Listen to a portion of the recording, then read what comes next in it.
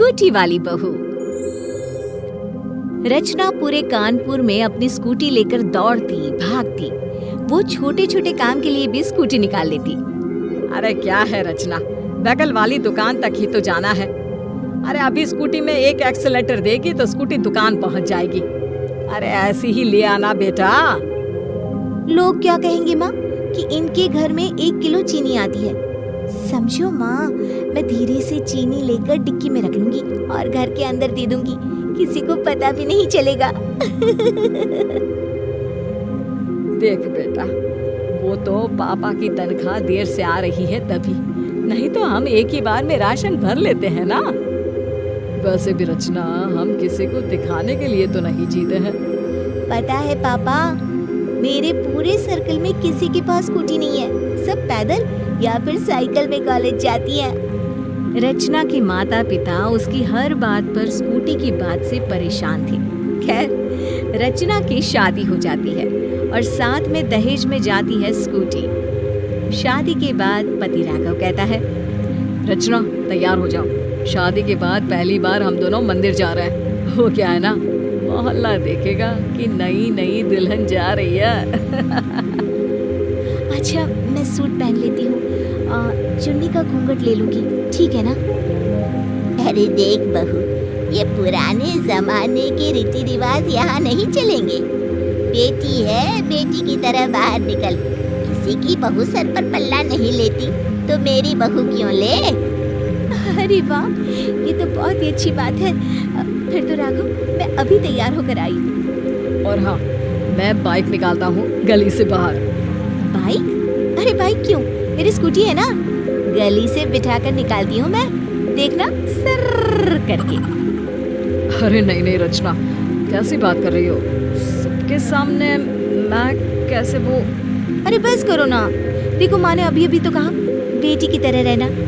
मायके में तो समझ लो मैं 10 कदम भी नहीं चलती थी, फिर कैसे सोच लिया आपने कि मैं गली के बाहर निकल जाऊंगी, वो भी पैदल। बस अब क्या था, नई नई बहू पति को स्कूटी में पीछे बिठाकर स्कूटी से बाहर निकलती है कि पड़ोसन बोल पड़ती है। अरे देखो देखो, पिच्चू की अम्मा का लड़का कैसे मेहरारू के पीछे बैठकर जा रहा है। अरे ना शर्म ना लिहाज रह गया है। कानपुर का अपना मोहल्ला तो दिल्ली का कनॉट प्लेस लग रहा है। एडवांस हो गई है ना पिच्चू की अम्मा, दहेज में मोटरसाइकिल भी ली है, स्कूटी भी। स्कूटी तो बहू ऐसे चला रही है जैसे कि हवाई जहाज। राघव समझता तो है कि उन लोगों के मोहल्ले में जहाँ बहू सर पर पल्ला लेकर निकलती है, वहाँ ऐसे बीवी के पीछे बैठकर वो निकलेगा तो लोग तो उसके बारे में बातें करेंगे ही। लेकिन देखो ना, कितना अच्छा लग रहा है। पता है, मेरी तो किस्मत ही खुल गई कि मेरी शादी आपसे हुई। आप जैसे लड़की के साथ शादी करके मैं तो धन्य हो गई। इतनी आजाद तो मैं शादी से पहले भी नहीं थी। राघव भी सोचता है, वो लड़की इतनी खुश है तो उसकी खुशी के लिए इतना तो किया ही जा सकता है। अगले रोज, अरे मैं जरा पार्क तक जा रहा हूँ, योगा किए काफी वक्त हो गया है। पिताजी, मैं ना आपको पार्क तक छोड़ देती हूँ। अरे पर बेटा, वो तो पास ही में है, इतना तो मैं पैदल जा ही सकता हूँ। और वैसे भी तेरे पीछे बैठकर निकलूंगा ना तो लोग बातें बनाएंगे कि देखो बुढ़ा कैसे बहू के साथ घूम रहा है स्कूटी पर। ना बिटिया ना, मैं चला जाऊंगा। बहू, तू ना मेरे लिए चाय बना कर लिया। हाँ माँ जी, लेकिन पापा जी अभी वापस आएंगे और वो कहेंगे कि। तभी ससुर जी की आवाज आती है। अरे रचना बिटिया, जरा स्कूटी तो निकाल ले, मुझे पार्क तक छोड़ा। अरे बहू, अभी तो मना कर रहे थे, अब तुरंत ही। माँ जी, मेरी स्कूटी है ही ऐसी, इतनी शानदार कि हर कोई बैठना चाहता है। अरे बता ना, क्या हो गया? माँ जी, आज सुबह से ही बारिश हो रही है और घर के बाहर पानी भरा हुआ है, तो ऐसे में पापा जी कैसे जाएंगी गली से बाहर? पड़ गई ना जरूरत उनको मेरी स्कूटी की। बहू फर्राटा भरते हुए ससुर को पार्क छोड़कर घर वापस आती है कि पड़ोसन कहती है, अरे कल्लू की बहू, क्या तेरी माँ ने कोई संस्कार नहीं दिए? मेरी माँ ने संस्कार भी दिए हैं और स्कूटी भी। अरे दिख रहा है कैसे बेशर्म की तरह बहू होकर भी पूरी सड़क पर घूमती रहती है। शर्म नहीं आती क्या? नहीं आती। और जब मेरे ससुराल वालों को कोई समस्या नहीं है तो आप कौन होती है? हाँ, हाय रे, लंबी जबान भी इतनी। अरे मजाल है तेरी कि मोहल्ले में कांता से पंगा ले ले। सुन, आज के बाद तू ये स्कूटी चलती ना दिखे, मोहल्ले की बहुओं को खराब कर देगी। ये आ गई स्कूटी वाली। अगले रोज रचना अपनी स्कूटी निकाल रही होती है कि माँ जी। रचना रो रही होती है कि सास बाहर आ जाती है। अरे क्या हो गया बहू, क्यों रो रही है? माँ जी, किसी ने मेरी स्कूटी का टायर पंचर कर दिया, उसका शीशा तोड़ दिया और देखिए कैसे पूरी स्कूटी में स्क्रैच लगा दिया है। अरे रो मत बहू, मैं अभी राघव को बोलती हूँ, वो ठीक करा कर ले आएगा। लेकिन माँ जी, ये तो किसी ने जानबूझकर किया है ना, मेरी स्कूटी।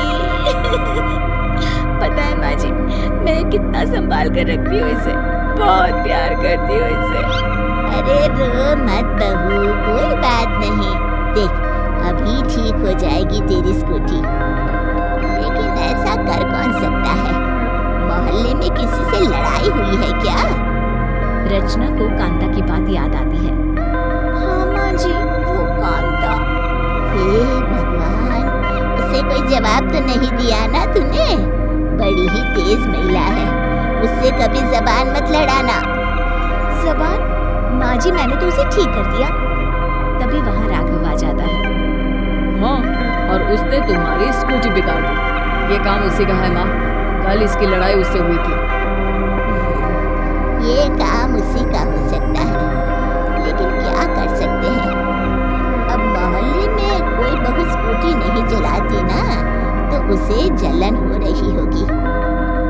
बहू जो कि अपनी स्कूटी से बहुत प्यार करती थी, वो स्कूटी को टूटा फूटा देखकर दुखी हो जाती है। माँ, मैं जाकर स्कूटी ठीक करवा कर लाता हूँ, लेकिन फिर इसे घर के अंदर ही खड़ा कर देंगे। देखा, अब ये स्कूटी सड़क पर निकली तो इस स्कूटी की खैर नहीं। बढ़िया आई। नहीं नहीं, मेरी स्कूटी मत तोड़ना, मैं कभी नहीं चलाऊंगी, इसे मैं कल ही मायके में रख दूंगी। लेकिन उसी रात कांता रचना के घर का दरवाजा आधी रात को खटखटाती है। अरे कोई है? अरे कल्लू की माँ, मेरी बहू के पेट में दर्द हो रहा है, कोई उसे डॉक्टर के पास ले चलो ना। चाची, वैसे तो आपके कर्म ऐसे है नहीं कि हम आपकी मदद करें, लेकिन कोई ना, चलिए मैं मोटरसाइकिल निकालता हूँ। अरे नहीं नहीं, मेरी बहू किसी गैर मर्द के साथ नहीं जाएगी। तभी वहाँ रचना आ जाती है। चाची, मेरी स्कूटी ठीक हो गई है, अगर आपको ऐतराज ना हो तो। हाँ हाँ, मैं यही सोच कर आई थी कि। रचना फटाक से स्कूटी निकालती है और कांता की बहू को बिठाकर अस्पताल ले जाती है। फिर अगली शाम। रचना बहू, ये ले, मैं तेरे लिए ये मिठाई का डिब्बा लेकर आई हूँ। मुझे माफ कर दे बहू, मैं समझ चुकी हूँ कि बहू और बेटे में कोई फर्क नहीं होता। तो इसी बात पर चले गोलगप्पे खाने? हाँ, लेकिन तेरी स्कूटी पर बैठकर। हाँ।